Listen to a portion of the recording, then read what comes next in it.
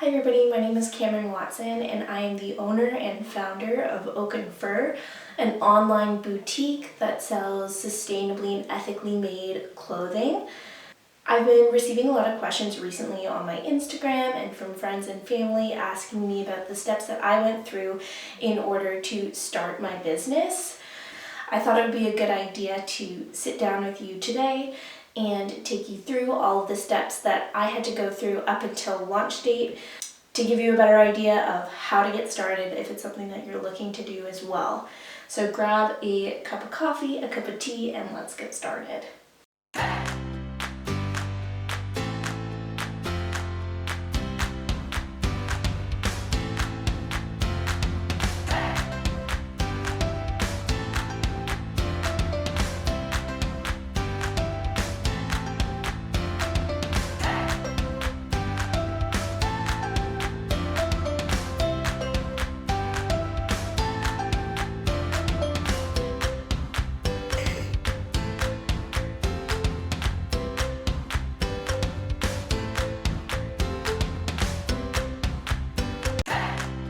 Alright, so the first thing that I needed to do when I came up with the idea of launching an online boutique, specifically like sustainable boutique, I needed to come up with a name, a logo, and the exact identity of my brand. Now, I'm still in the really early phases after launching this, and I feel like my brand identity is still really morphing and isn't quite even the same as it was 2 months ago, and I think that that's okay. I think it's going to take a while for me to really get into my groove, figure out who my consumers are and what exactly they want. I think that every time I launch a new product, I get a better idea of exactly what people are looking for, but it's going to take me a little bit longer to figure out, what they aren't looking for. So to come up with my business name, I wanted it to be earthy because we're a sustainable brand, and the environment is really important to me. So I wanted it to be kind of an earthy name. I really like boutique names that are two things with an and in the middle. So I definitely wanted to do that. And I have a dog named Oakley, and I kind of wanted to incorporate him into the name of the brand. Just to make it, I'm looking at him because he's laying on the ground shaking right now because he's so sad that his dad's not here. So I wanted to incorporate him into the brand as well, and that was really important to me. The first name I came up with was Oak and Birch, like birch tree. But that was already taken by something else, so I was trying to think of other trees that were just one syllable, and I thought of oak and fir, and I thought that was kind of funny as well because oak represents my dog, Oakley, and fur is kind of like furry because he's fur. I don't know. I thought it was pretty funny. So Oak and Fur became the name pretty quick, and I found a couple of other logos for different brands that I really love that I wanted to kind of emulate in my branding, and a lot of them were just plain white backgrounds with really simple black words and like typewriter style font. I thought that was really interesting, but I wanted to make mine a little bit different, a little bit more recognizable than just the name of the store. So I just added a cute little flora underneath the oak and fur to just elevate it to something a little bit more recognizable than just the word of the store, like just the name of the store. And I just used Canva to make my logo, and then I used Canva actually to make the design of my business cards as well as the postcards that I send out. If you've ever gotten a package from Oak and Fur, you'll know that I always add in a little postcard with a handwritten note in it. And I made those on Canva, and I just print them out at home on recycled paper as of now, just because when I was getting started so quick, and I was worried that I wouldn't get an order of business cards or anything like soon enough. I also didn't know how committed I was to the design yet. I wanted to kind of try it out first for a little while. So I've recently redesigned, and I found a brand that I want to work with to get them printed. So I will be transitioning to that in the future, but for right now they're just printed on recycled paper in my house, and I sometimes just watch Grey's Anatomy and cut them all out by hand, which is not super professional and they don't look that great. But it works for me for now, and it'll change soon. So once I had figured out what I wanted to sell, everything like that, my branding, my name, my logo, I need to figure out how to even start a business, because I had no idea. I didn't know if I needed to register somewhere. I didn't know if I would have to pay to register. I didn't know, and then I was like, oh my god, I'll have to do taxes. I had no idea, but luckily I found a really great website for those of you who are starting businesses. I think it's just Ontario, but it could be Canada-wide. I'll try to find the website and I'll link it below. But basically, there's a website, a resource for people opening a business in Ontario, where it gives you a checklist. You write in the type of company that you're starting up, and they tell you all of the documents you need to know. You need your importing license if you're importing goods like I am, because sometimes, there's just not what I need in Canada that follows my values that is affordable for me to buy to sell in my store. So I also reach out to suppliers in the States as well. And for that, I did need an importing license, which is so easy. I think all of that seemed really stressful for me, but it was quarantine and I had nothing else to do. I just sat at home. Sorry, the lighting's gonna keep moving. It's kind of a cloudy day. So I just sat at home, just researched, and I think it's really not as overwhelming as you think. So to get my importing license, all I had to do was, after I registered my business, which is also very simple, Ontario makes things pretty easy for you, registered my business, then I go onto my CRA account and I let them know that I would be importing goods. Now, because I'm not importing food or alcohol or cannabis or weapons or anything like that, getting an importing license for me, just bringing in garments, was really easy. I just wrote, I'm gonna be buying clothes in bulk from across the border, and they just gave me a number. That's really all I needed to do. It was very simple. And the same thing went for my GST number. You just say, I'm using these types of clothes and taxes will be charged. And then they just give you a number for it. And it's super simple. So that was all the things that I had to do first, including registering my business name, making sure there was no one else running an online boutique with my business name. There's one other person using the name Oak and Fur, but they spell it a little bit differently. It's like oak and then the whatever that is, fur, and it's a photographer from Norway. So I feel like if people are looking for my business, they'll know that I'm not a photographer from Norway, and then they'll just go to the next link. So I'm not really worried about it. I didn't really care. It was fine. I liked the name. So it was fine. So the next thing I needed to do was to figure out my website. I knew how to use the website domain, whatever that's called, Squarespace, fairly well, just because in one of my old jobs I was really able to take a look and learn how to use it. So I felt comfortable with Squarespace. So that was originally where I was going to buy my domain and work off of Squarespace. But I decided to branch out a little bit and research I don't know, what's the word for that? I don't know, places where you can buy your website? Whatever that is, I don't know.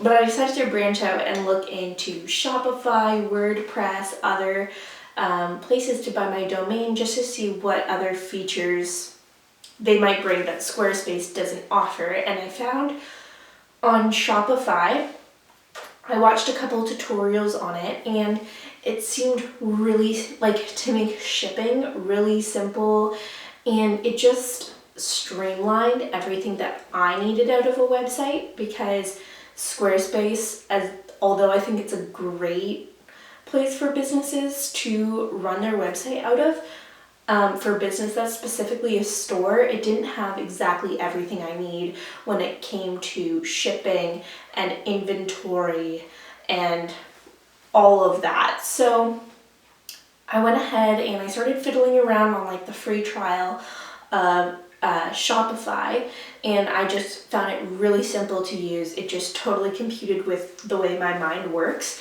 So I went ahead, I bought my domain with Shopify, and I got to work.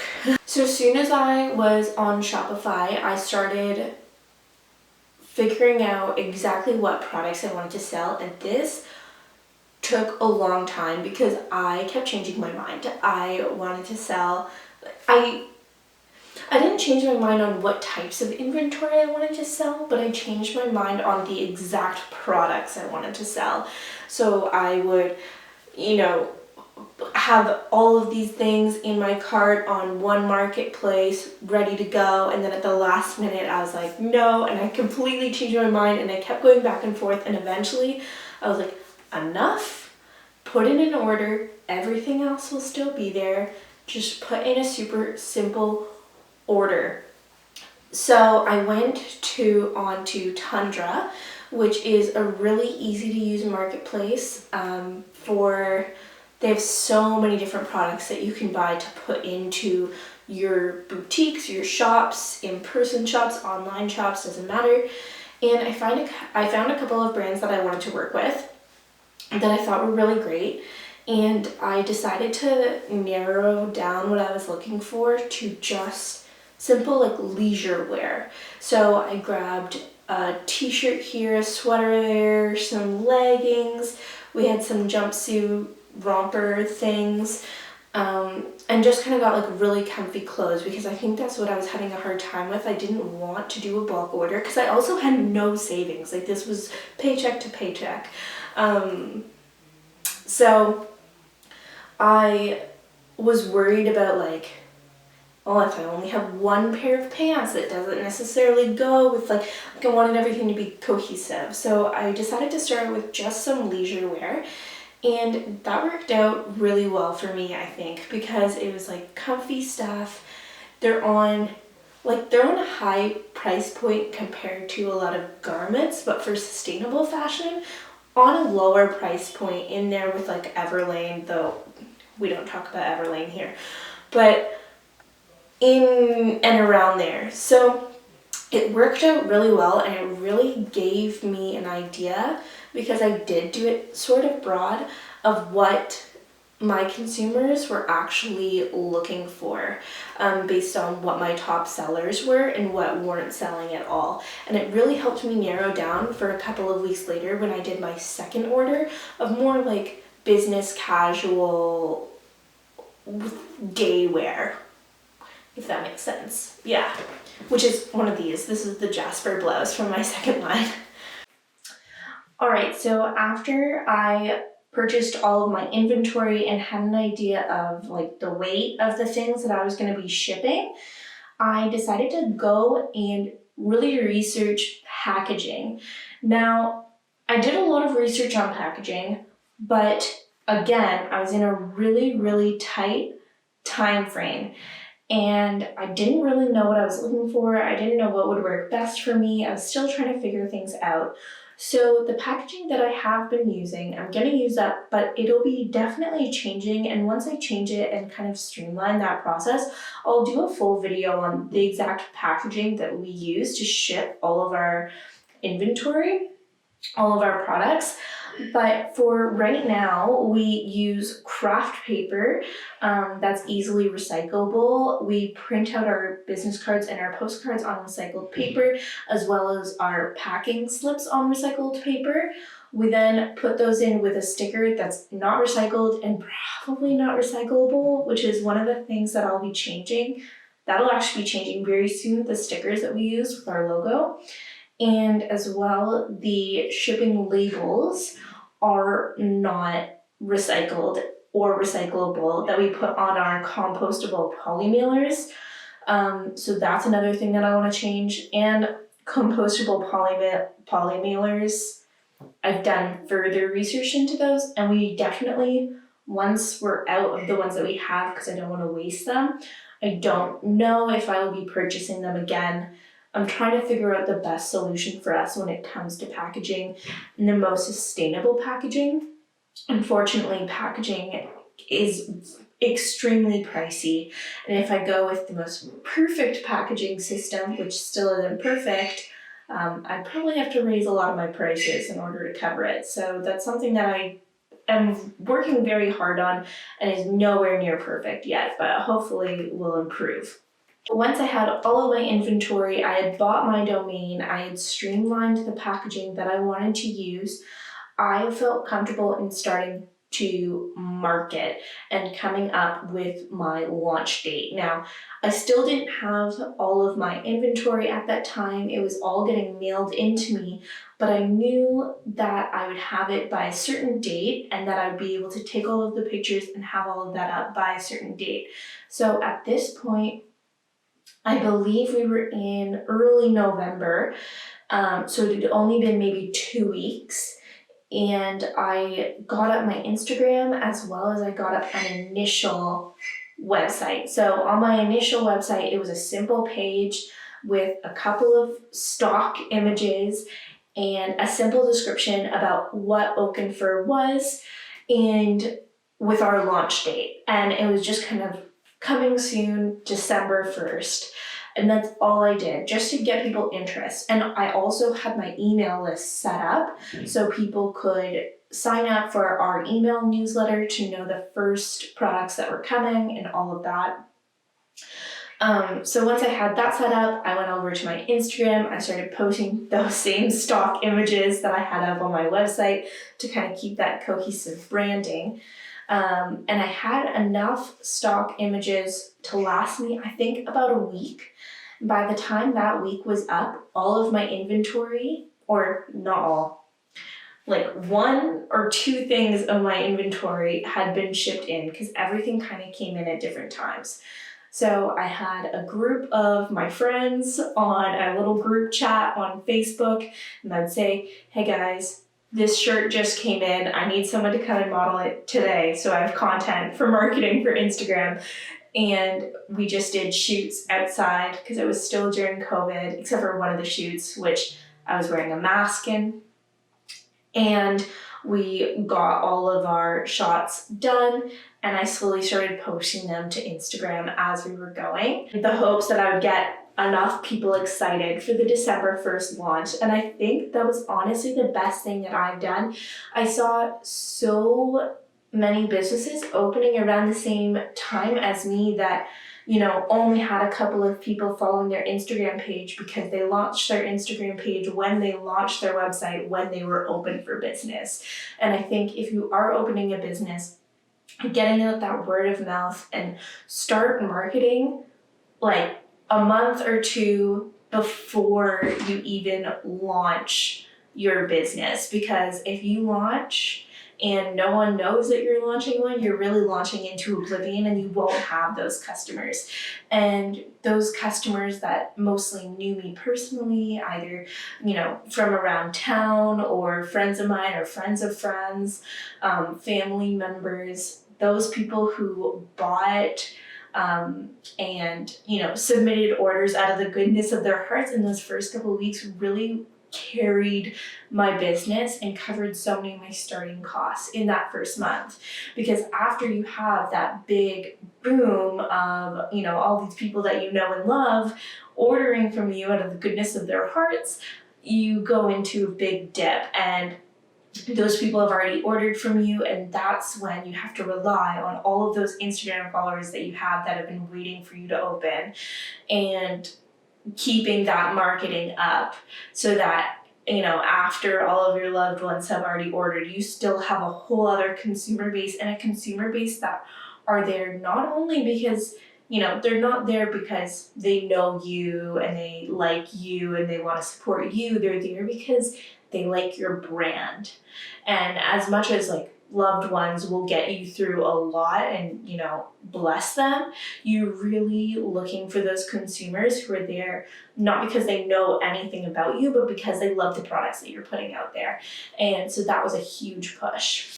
So once I had all of my inventory in, I was actually a couple of weeks still away from my launch date because I gave myself a really large grace period in the case where things came in and I didn't like their quality and had to send them back and get new things and all of that. So I think I had all of my inventory in, except one piece literally came 2 days before launching. That was crazy. But I had most of my pieces at the beginning of November and I didn't launch till December 1st.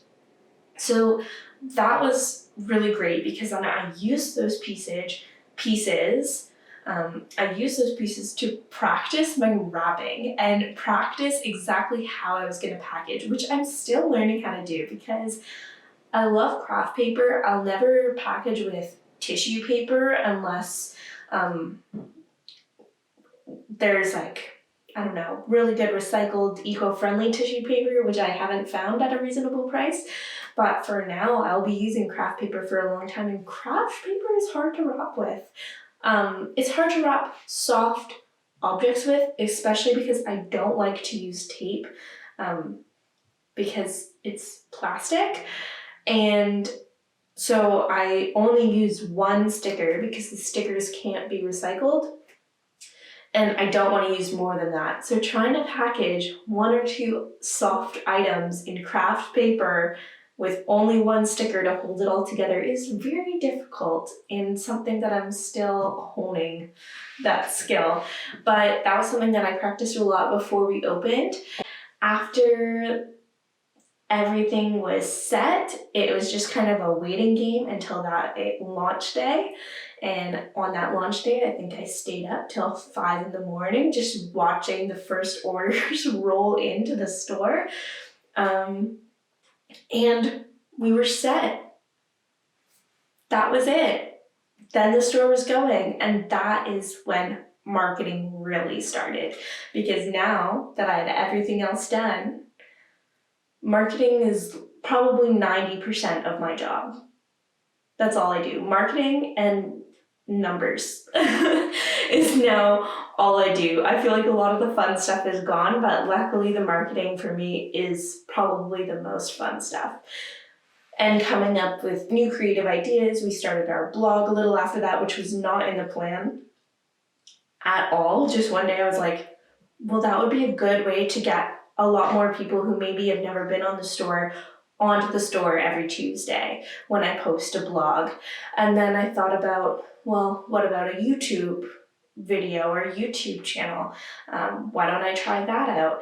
That would be a good way to get some extra people who don't know my store out to my store every Friday. So I started coming up with more and more ideas, and now I have so many ideas. Creative juices are flowing, and we have huge projects on the horizon, and my projects are kind of set for the rest of the year, which is super exciting.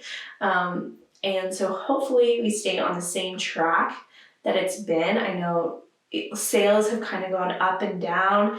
We were sold out really fast, and it took a long time to get new inventory into the stores. So we saw a huge dip end of December. There was a big dip, and then back middle of January, now we're so busy on the store all the time, and I'm sure that is gonna fizzle out a little bit, and then we'll have new stuff on, and then there'll be another huge spike in activity.